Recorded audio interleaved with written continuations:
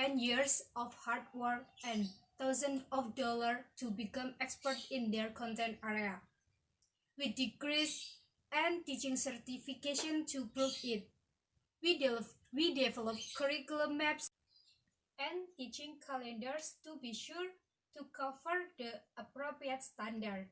We enter hours of professional development so that we are well versed in all the current educational pedagogy. We collaborate with colleagues so that we are all using best practices in the classroom.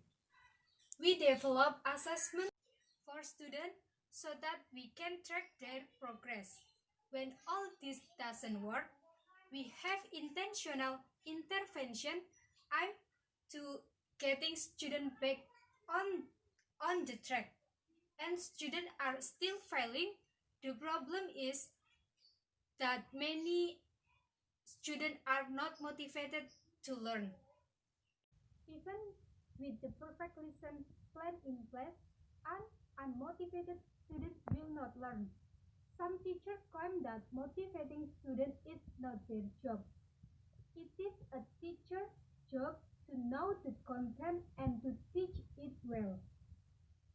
The student must take responsibility for his or her learning and find his or her own motivation. This old-fashioned idea is what limits many teachers to being afraid. A great teacher recognizes that student motivation is necessary for success in learning and that teachers are in perfect position to improve student motivation. Here are some strategies that can be used to help motivate students. Strategy number 1 is promote growth mindset over fixed mindset. In her book, Mindset, Carol Dick argued that students have an underlying belief about learning, either a fixed mindset or a growth mindset. A fixed mindset belief suggests that people are born with or without certain abilities and talents, and that abilities can be changed. Fixed mindset learners try to prove themselves and will often shy away from challenge because they don't want to appear to be struggling. A growth mindset learner, on the other hand, believes that abilities and talents can be cultivated and improved through hard work.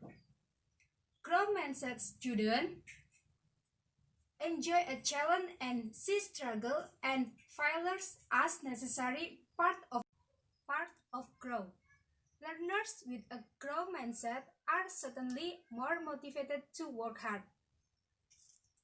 And strategy number 2 is develop meaningful and respectful relationship with your student. If we are going to truly inspire and motivate all of our students, we should know each of them on a personal level. We need to know their interests and hobbies, who they hang out with, their family situation, and what gets them excited. Each student is going to require different motivational strategies, and we have to know them to be able to predict what strategies might work. And strategy number 3 is grow a community of learners in your classroom. Students need a classroom environment that is safe, where they are willing to take risks and struggle. To achieve this goal, the student and teacher must work together toward common collective goals. Students must be willing to work with and assist other students in class. Struggle should be acceptable and encouraged as a part of the learning process. And strategy number 4 is establish high expectation and establish clear goal. Setting high expectation and support as their struggles allows learners to rise to meet those expectations when expectations are transparent. Students know where their learning is headed and are motivated to get there because it seems possible. The path is feasible. Working toward daily, weekly, and yearly goals give students a purpose and a meaning for the hard work that they do. And strategy number 5 is be inspirational. Most adults can recall a specific teacher from their childhood who had a lasting impact. These are the teachers that have inspired, challenged, and motivated students enough to be memorable years later. So those are 5 strategies that can be expected to help encourage student motivation, namely 1. Promote growth mindset over fixed mindset. 2. Develop meaningful and respectful relationship with your students. And 3. Grow a community of learners in your classroom. 4. Establish high expectation and establish clear goals. And 5. Be inspirational.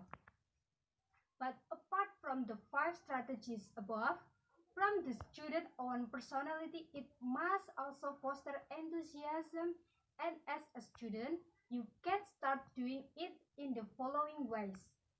First, make friends with highly motivated people. Second, make a target to be achieved.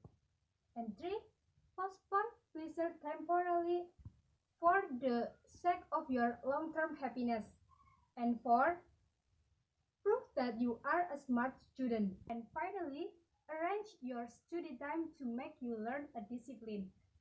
That is all from me. I hope that explanation only can help.